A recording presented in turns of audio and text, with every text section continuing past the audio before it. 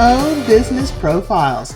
This week on the Bob Profiles, Janae McCorkle tells how she leveraged 20 years of corporate experience to become a government contracting consultant and the CEO of DHM Enterprises.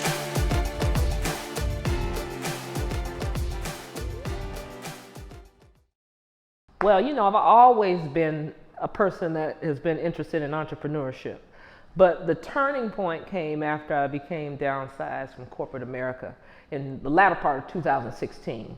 So in 2017, I opened up my doors more so to do real estate transactions, starting with wholesaling, looking at doing some other things. But the turning point for that came when I attended a real estate investor alliance meeting.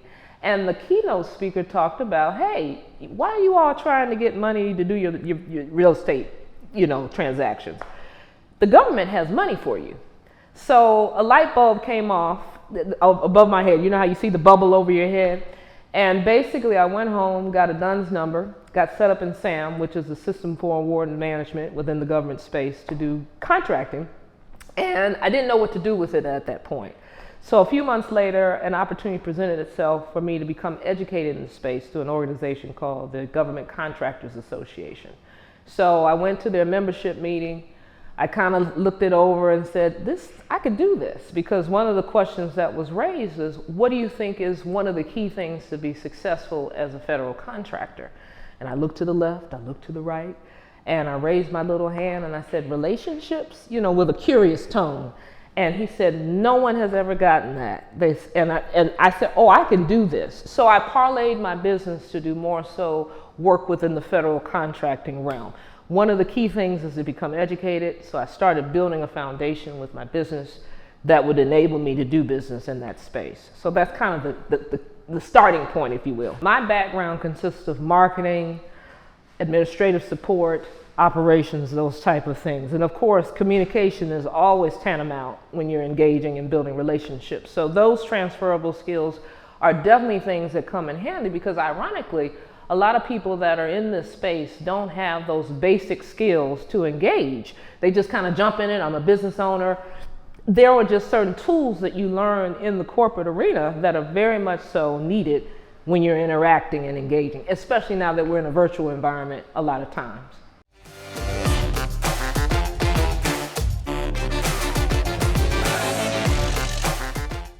Basically, I wear two hats in my business.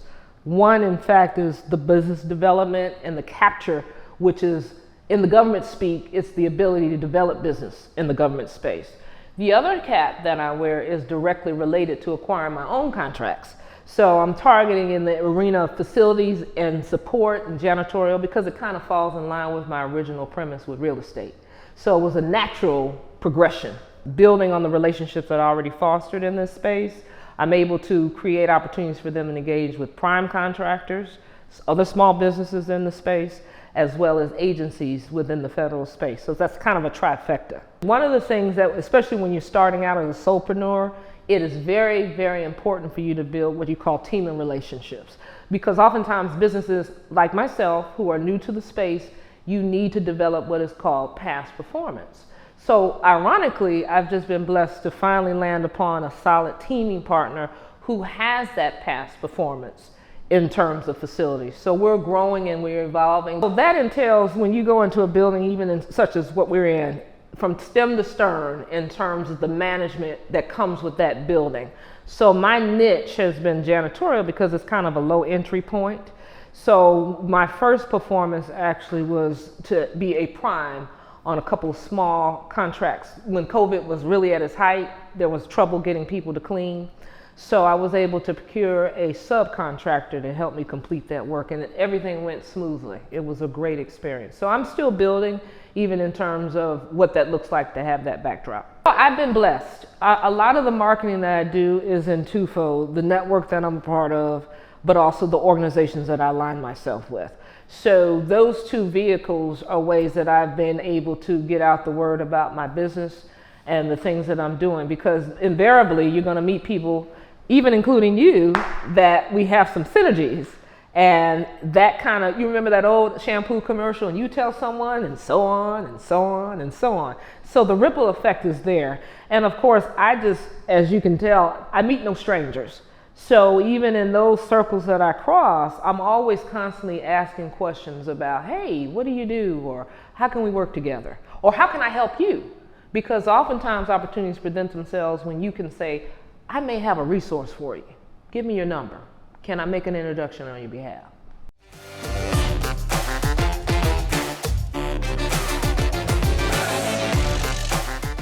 A lot of the angst that people have, especially in the federal space, is it's a lot of bureaucracy. It's a lot of layers to penetrate.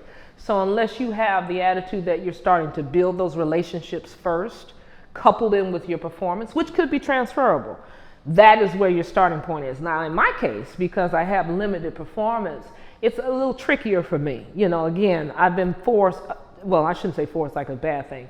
I've been positioned to team up with a very, very key partnership that will allow me to leverage some of the certifications I have, coupled in with their performance. Because, for example, they're not woman-owned. I am.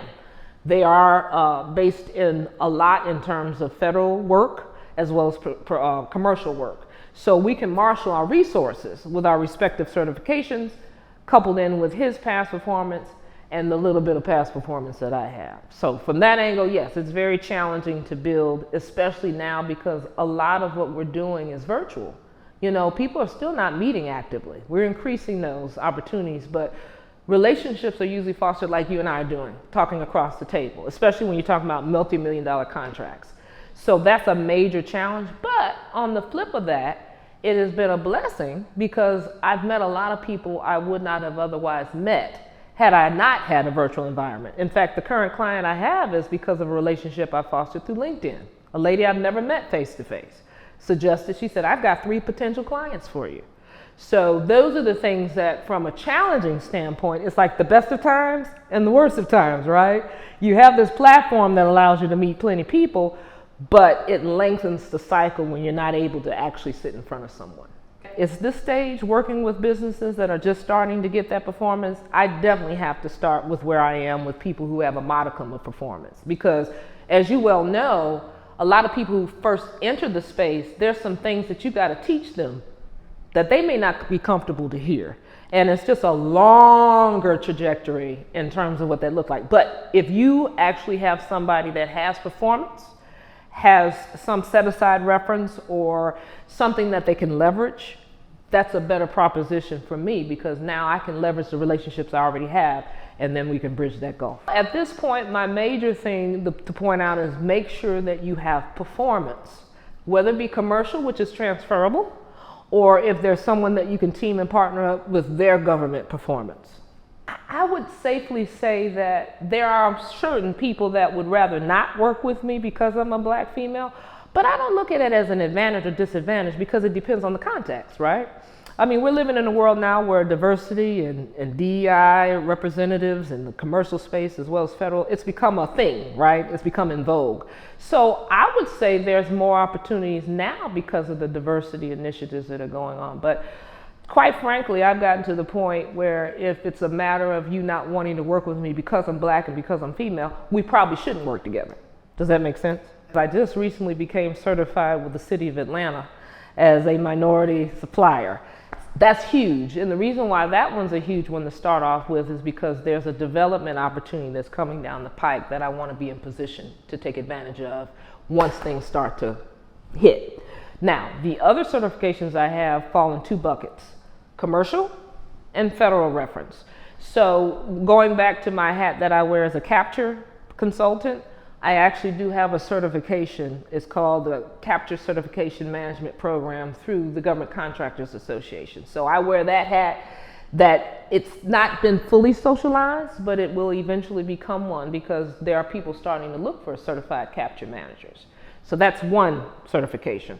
The other one that I hold from the federal construct is called the Women-Owned Small Business, or WOSB.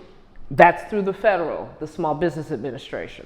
So those types of certifications allow me to kind of differentiate myself in those spaces that create some leverage that people say, this business has actually been vetted.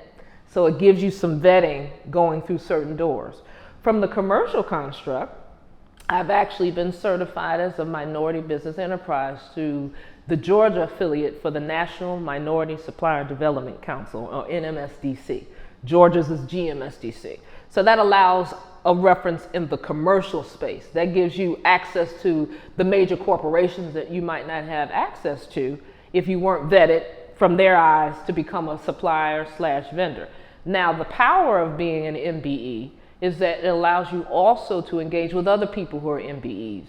So you have MBE to MBE spend that you're trying to build because everybody's been vetted. Now, that doesn't mean you can work with everybody necessarily, but it's a space that allows you to work around people who are way ahead of you, who have been in that space commercially, who have done the work, who have performed well, and who are successful people just like yourself. Now, on the government side, one more commercial-based one is from the U.S. Black Chambers. It's a fairly new, it's called Buy Black, and it certifies you as a Black-owned business.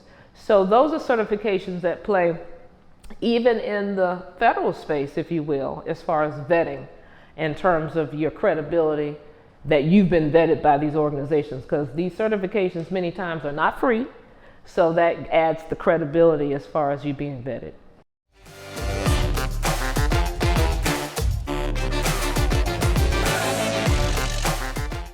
One thing I do want to share for your audience is that you have to understand how to monetize your business depending on what you offer. So for example, in the case of the BD and the capture, you can do a retainer type of situation like I'm under, a monthly retainer. I think the biggest thing is patience, patience, patience. It definitely is something that's not for the how should I say, the worn and weary.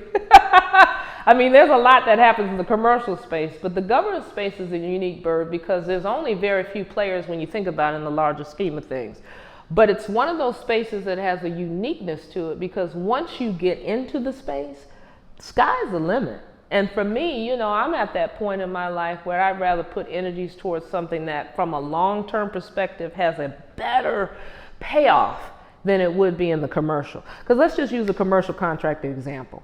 Most of the times you go into a commercial type of contract, there may not be a rebidding process that's on the same level of a renewal, but once you get into the government space, you oftentimes are able to renew that contract or extend it out based upon how it's set up. So that allows you opportunity to leverage into other opportunities for the long haul. Again, it's not for everybody because you actually have to learn what we call it governese. You learn a whole nother speak in that space than you would in the commercial. And to be honest with you, it's interesting, it's kind of a conundrum because the federal government does things on the slow boat world. You really have to get accustomed to the slowness of response.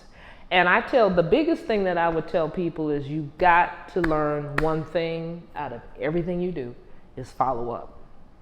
And I mean follow up, follow up, follow up, follow up, follow up, follow up again. Because if you're not willing to do that, there are a lot of opportunities that you will just not be able to take advantage of. I can sit here and tell you, even with the current client I have, if I did not follow up, I wouldn't have this client. So that's one of the key things that will make people successful. But I mean, I think the other major thing to keep in mind is you must become educated in the space. Align yourself with an organization that facilitates that education. Be around like-minded people. Be with people like yourself who have actually worked in the space, have experience in the space. Those are things that will get you straight. I think what a lot of commercials businesses fail to do from the beginning is they don't carve out a niche that is specific to government. And they're just trying to take their commercial work and spread it in there. For example, just even putting in a proposal. The government proposal process is totally different from the commercial.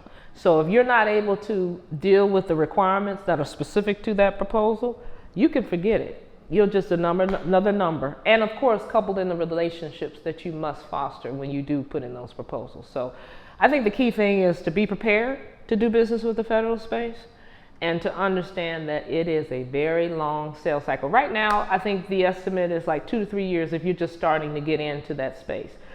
Now imagine if you're already in it, it's still a long one, right? But if you're starting from the gate, you're looking at 2 to 3 years before you get one contract. And a lot of people just don't have that patience. And you go hungry, right? you'll be on the street. So a lot of people just kind of decide if they're going to do commercial exclusively, government, or do some commercial, majority government, or vice versa. That's just a choice people make.